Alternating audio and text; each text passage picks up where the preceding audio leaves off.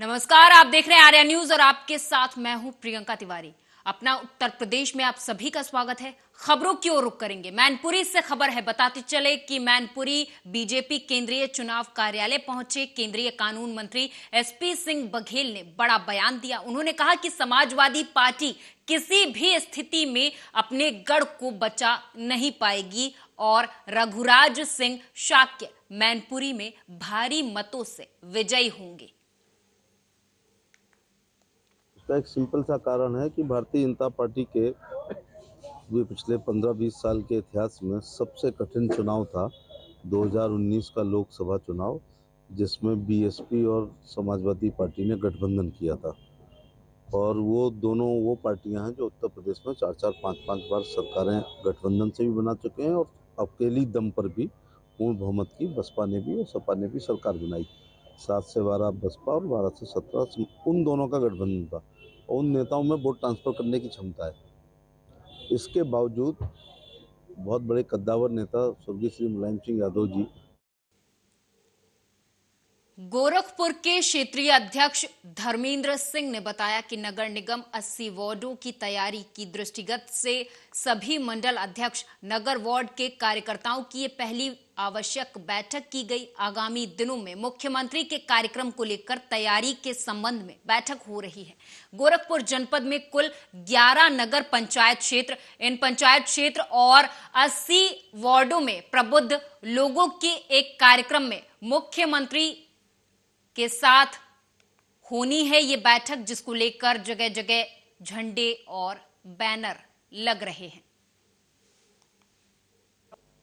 कार्यकर्ताओं के माध्यम से घर घर संपर्क किया जा रहा है। इन सब कार्यक्रमों को देखते हुए उसकी तैयारी क्या है, उसके दृष्टि से आज गोरखपुर महानगर की आवश्यक बैठक थी। आगामी दिनों में 2-3 कार्यक्रम माननीय मुख्यमंत्री जी के हैं, उसके तैयारी के दृष्टि से भी ये बैठक थी। इसमें 27 तारीख को स्पोर्ट्स कॉलेज में एक ओवरब्रिज और कई योजनाओं को परियोजनाओं का लोकार्पण और शिलान्यास मुख्यमंत्री योगी जी के द्वारा होना है।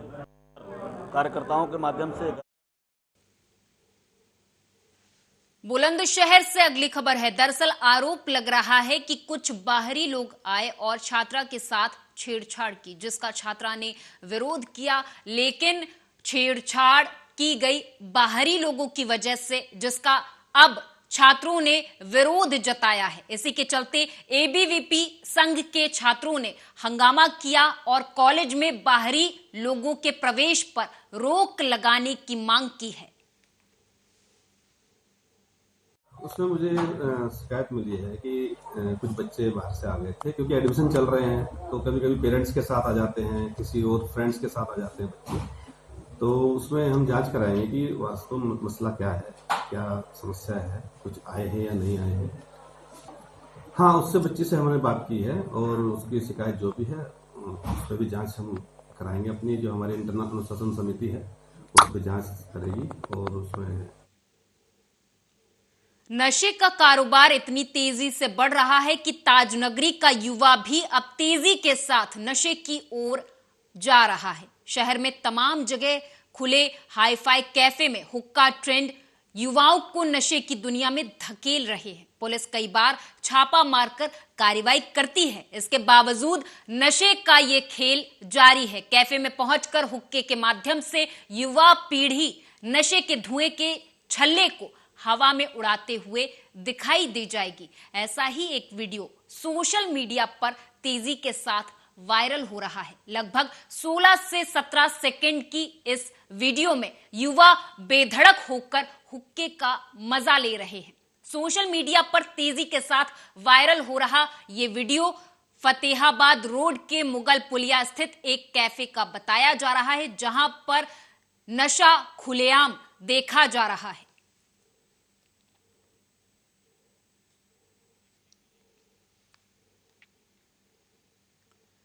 तो वहीं जनपद प्रतापगढ़ के लालगंज तहसील क्षेत्र में अधिवक्ता पर हुए हमले को लेकर जीतने के बाद भी आरोपियों की गिरफ्तारी न होने पर नाराज अधिवक्ताओं ने घंटों लालगंज तहसील परिसर में न्यायिक कार्य बाधित रखा और आज रोड पर उतरकर जमकर पुलिस प्रशासन मुर्दाबाद के नारे लगाए। नारेबाजी को सुनकर सीओ लालगंज अपने कार्यालय से बाहर निकले और 3 दिन के अंदर गिरफ्तारी करने की बात कही है। तब जाकर अधिवक्ताओं ने प्रदर्शन खत्म किया। शासन के लिए, जिला प्रशासन के लिए बेहद शर्मनाक है।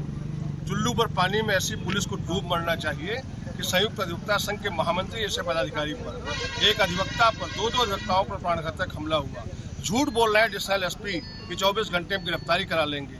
झूठ बोल रहे हैं सीओ, डीएम और एसपी को ये तक संज्ञान नहीं है कि उन्हें लालगंज में वकीलों से मिलना चाहिए। आज भी हम माननीय अध्यक्ष जी महेश जी के नेतृत्व में आंदोलित है। हमारे सभी वरिष्ठ साथी, कनिष्ठ साथी एकजुट है। उन्होंने 3 दिन का समय मांगा है। हमने लोकतंत्र में विश्वास रखते उनको 3 दिन का समय दिया है विद अल्टीमेटम।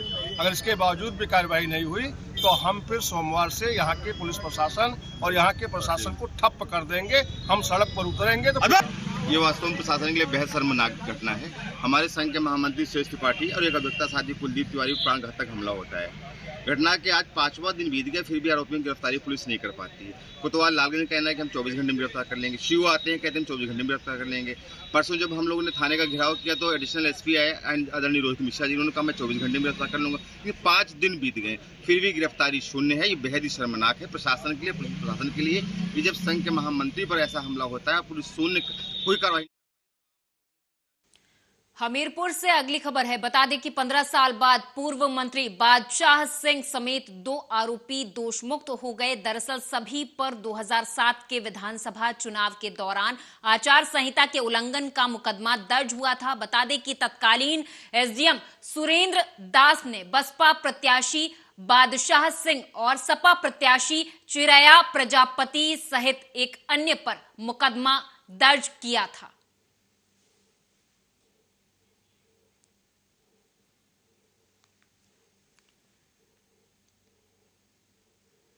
बुलंदशहर में गली में खड़े युवक की गोली मारकर हत्या कर दी गई, जिससे परिजनों में कोहराम है। यहां तक कि गुस्साए परिवार के अन्य सदस्यों ने मृतक बबलू का सड़क पर शव रखकर जाम लगा दिया। दरअसल कल देर शाम बाइक सवार 3 हमलावरों ने बबलू को गोली मार दी और अस्पताल में इलाज के दौरान बबलू की मौत हो गई, जिसके बाद कार्रवाई के लिए उचित अधिकारियों से न्याय की मांग की गई है। लेकिन मृतक के परिजनों को जब न्याय नहीं मिला तो उन्होंने सड़क पर ही शव रखकर जाम लगा दिया और जमकर नारेबाजी की।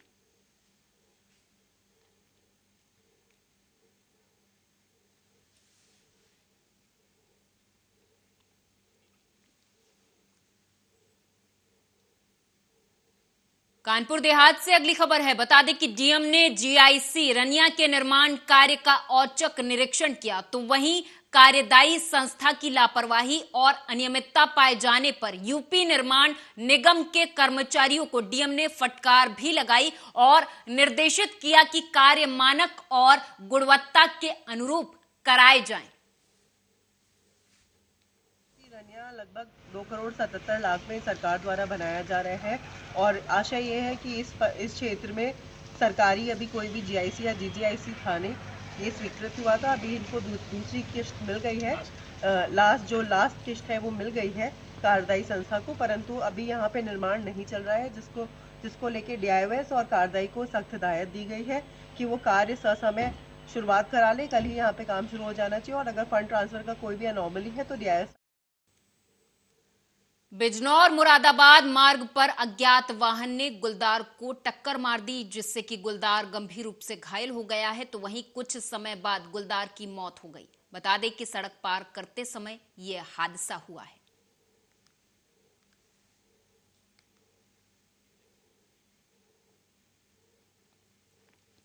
फतेहपुर से अगली खबर है। दरअसल कब क्या हो जाए ये किसी को पता नहीं। ऐसा ही एक मामला सामने आया है जहां पर बस हंसी मजाक में हुआ विवाद इतना ज्यादा बढ़ गया कि बात मारपीट तक आ गई। तो वहीं बीच बचाव करने पहुंचे परिजनों को भी लाठी डंडे और हथियारों से पीटा गया। बता दें इस मारपीट में आधा दर्जन लोग घायल हो गए हैं, जिन्हें इलाज के लिए जिला अस्पताल भेज दिया गया है। लड़ाई हुई, जब हम लड़ाई होत रही को मारत रहे हमारे लड़का का, और जब हम सुना तो हमारा बिटिया छुटकी हुआ, हम दौड़ के गवा। फिर बात की हमारा बड़ी वाली बिटिया के बाद जब बाप सुने तो बाप जंगल से आए, कुल्हाड़ी ले रहे, ओका छड़ा के और बस उनका मारे लागे। लड़ाई हुई सर, आपस में बात विवाद किया है और हमारे भाई को 6 लोगों ने मिलकर मारा है, काफी मारा है, मतलब ईंट पत्थर कुल्हाड़ी वगैरह जिससे भी पाया मारा है। हम लोग जब छुटाने को गए तो फिर हम लोगों को भी मारा गया है सर।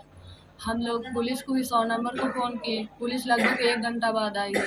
इसके बाद गोली की चौकी लेकर हम चौकी भी गए, वहाँ पर हमारी रिपोर्ट कोई दर्ज नहीं हुई। हम लोग अपनी खुद गर्ज से यहाँ लेकर आए थे सदर अस्पताल, यहाँ पर एडमिट किए। फिर लखनऊ प्रयागराज मार्ग पर दर्दनाक हादसा हो गया। बता दें कि मामला हरचंदपुर थाना क्षेत्र के अंतर्गत कस्बे का है, जहां एक बेटा अपनी विकलांग मां को लेकर ठेले पर जा रहा था कि तभी अनियंत्रित तेज रफ्तार पिकअप ने ठेले को जोरदार टक्कर मार दी, जिससे कि पिकअप की टक्कर से विकलांग मां की मौके पर ही मौत हो गई। वहीं बेटा गंभीर रूप से घायल हो गया है, जिसे स्थानीय लोगों ने जिला अस्पताल पहुंचाया, जहां बेटे की हालत गंभीर बनी हुई है। ये एम्बुलेंस के द्वारा हमारे यहाँ एक ललित नाम का युवक, लगभग 19 साल उम्र थी उसकी, घायल अवस्था में लाया गया, जिसको यहाँ पे भर्ती किया गया है और इसका उपचार। कानपुर देहात से अगली खबर है। बता दें कि आज कानपुर में कृषि विपणन और विदेश व्यापार राज्य मंत्री ने शिरकत की। इस दौरान राज्य मंत्री ने मयूर ग्रुप की कानपुर एडवेल फैक्ट्री की मूंगफली प्रोसेस करने वाली नई इकाई का शुभारंभ किया।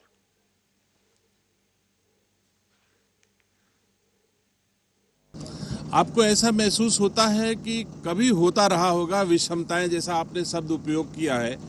हमारे देश के यशस्वी प्रधानमंत्री आदरणीय नरेंद्र मोदी जी और उत्तर प्रदेश के यशस्वी मुख्यमंत्री योगी आदित्यनाथ जी के नेतृत्व में कोई भी आज की तारीख में विषमताएं नहीं है, बल्कि देश से निर्यात हो इसके लिए सरलतम से सरलतम उपाय सरकार और प्रशासन दोनों सोच करके कर रहे हैं। और उसी के क्रम में आज आपको दिखाई भी दे रहा है कि इससे पहले क्या कोई कंटेनर मंत्री आकर के यहाँ से उसने भेजा है। ये पहला अवसर होगा, मेरे लिए तो है ही है, लेकिन कानपुर के लिए भी मुझे ऐसा महसूस होता है कि इस तरह का काम इसके पहले की सरकारें जो दूसरे दलों की हुआ करती थी उन्होंने नहीं किया। तो ये विषमताएं शब्द जो आपने उपयोग किया, मेरे हिसाब से पहले कभी विषमताएं रहती होंगी।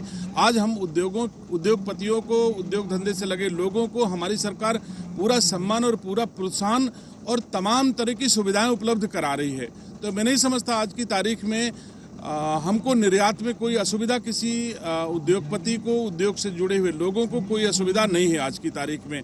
और मैं आज बधाई देना चाहता हूं हमारे मयूर ग्रुप के गुप्ता परिवार को, जिन्होंने अपने पिताजी के माध्यम से एक छोटा सा काम शुरू किया था और इनका नाम आज की तारीख में ग्लोबली लोग जानेंगे और उसमें हम भी भागीदार हुए हैं। मैं उनको शुभकामनाएं। अटल चौक पर होर्डिंग के द्वारा अटल प्रतिमा ढकने पर फूटा व्यापारियों का गुस्सा। उन्होंने कहा कि अटल जी का अपमान हो रहा है। दरअसल पूरा मामला थाना सिविल लाइन क्षेत्र अंतर्गत सेंटर पॉइंट स्थित अटल चौक का है, जहां होर्डिंग के द्वारा अटल चौक पर अटल प्रतिमा को ढकने पर क्षेत्रीय व्यापारियों ने आक्रोश जताया। बता दें आपको कि उनका कहना है कि इससे अटल जी का अपमान हो रहा है। ये तो एक तरीके से अटल जी का अपमान हो रहा है। उनकी प्रतिमा को ढक दिया गया है और ये उन्हें देख भी नहीं रही उनकी तस्वीर की यहाँ पे अटल जी हमारे विराजमान है। ये तो गलत किया है, क्योंकि ये तो उनका अपमान है एक तरह से। इतनी अच्छी आत्मा थी, उन्होंने अच्छे देश के लिए काम किए, उनकी एक तरह से अपमान कहा जाए, लोगों को समझ। यूपी के मिर्जापुर मंडलीय अस्पताल में तैनात बाल रोग विशेषज्ञ डॉक्टर देवराज यादव के ऊपर SC/ST सहित कोतवाली शहर में गंभीर धाराओं में मुकदमा दर्ज किया गया। मुकदमा दर्ज किए जाने के बाद डॉक्टरों ने काली पट्टी बांधकर विरोध जताया। डॉक्टरों का कहना है कि डॉक्टर देवराज यादव पर दर्ज मुकदमा वापस हो। डॉक्टर देवराज यादव यहाँ पे बाल रोग विशेषज्ञ के रूप में तैनात हैं। डॉक्टर देवराज यादव के खिलाफ एक महिला के कहने पर SC/ST सहित अन्य धाराओं में मुकदमा दर्ज कर दिया गया है। उस महिला का नाम सोनी देवी है, वो चुनार की रहने वाली हैं। उनकी कहानी ये है कि उन्होंने कई लोगों को फर्जी मुकदमे में फंसा करके नेगोशिएशन के नाम इलाज करने में लगे रहते हैं। उसके बावजूद अगर बिना तहकीकात के हम पर मुकदमा दायर किया जाएगा तो हम इस चीज़ का विरोध करेंगे और हम अभी भी उम्मीद कर रहे हैं कि प्रशासन इसका संज्ञान लेते हुए उचित कार्रवाई करेगी ताकि हमें किसी और कठोर कदम इलाज करने में।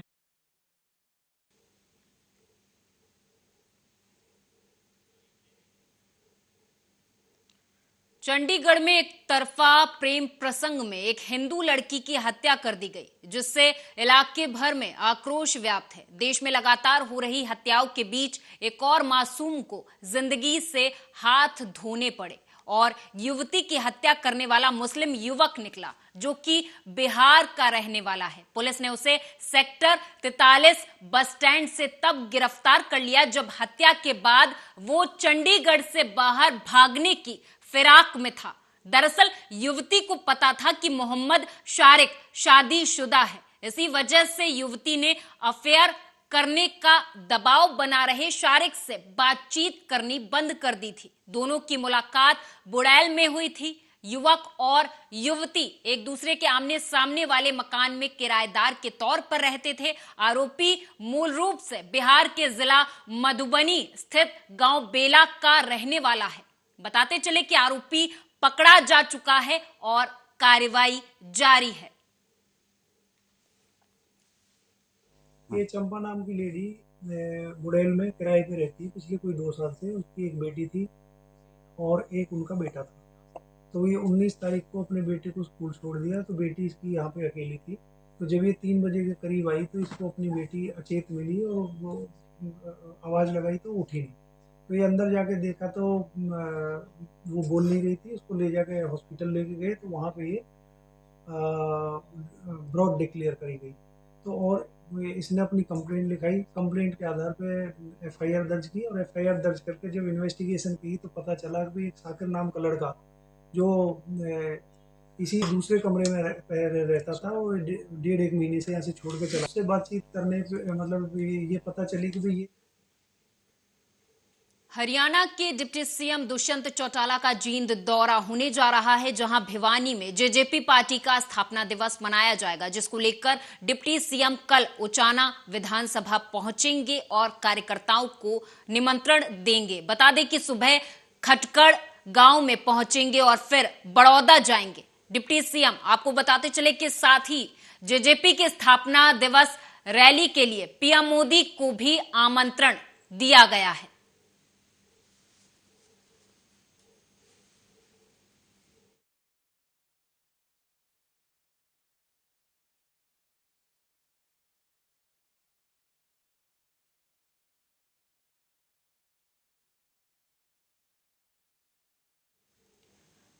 और इस बीच भिवानी से बड़ी खबर, जहां पर आपको बता दें कि अग्निवीर तकनीकी पदों की भर्ती आज होने वाली है। बड़ी खबर भिवानी से, अग्निवीर तकनीकी पदों की भर्ती आज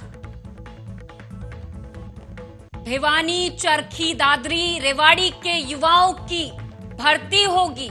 महेंद्रगढ़ के युवा भी इसमें हिस्सा लेंगे। बड़ी खबर भिवानी से बता रहे हैं आपको, जहां पर अग्निवीर के पदों पर भर्ती होगी आज। पंजाब में गन कल्चर के खिलाफ सरकार सख्त रुख अपना रही है। इसी क्रम में पुलिस भी तमाम सोशल मीडिया प्लेटफॉर्म पर नजर बनाए हुए है ताकि अराजकता को रोका जा सके। तो वहीं पुलिस ने हाल ही में एक दबंग के खिलाफ एफआईआर दर्ज की है, जो हाथों में हथियार लिए धाक जमा रहा था। मोगा पुलिस ने भगवंत सिंह उर्फ प्रधानमंत्री बाजे के खिलाफ ये एफआईआर दर्ज की है। बता दें कि सोशल मीडिया पर असलहे के साथ डाली गई अपनी पोस्ट के कारण यह शख्स पुलिस के रडार पर आ गया है और थाना धर्मकोट में आर्म एक्ट के तहत मामला दर्ज कर लिया गया है।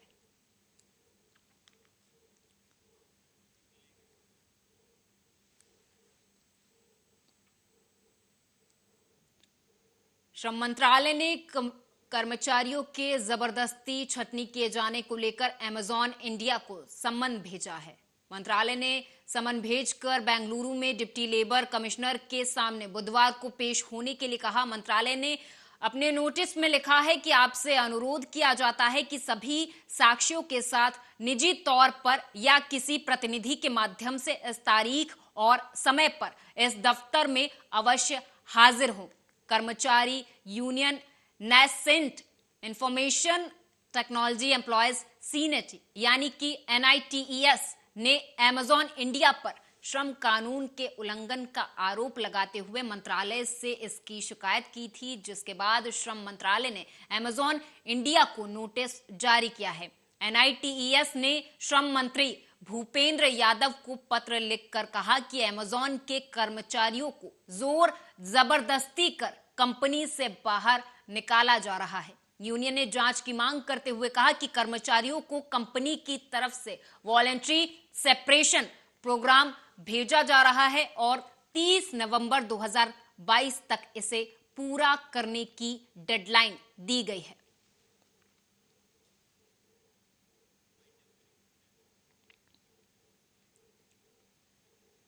इस बुलेटिन में मेरे साथ बस इतना ही। आप देखते रहें आर्या न्यूज।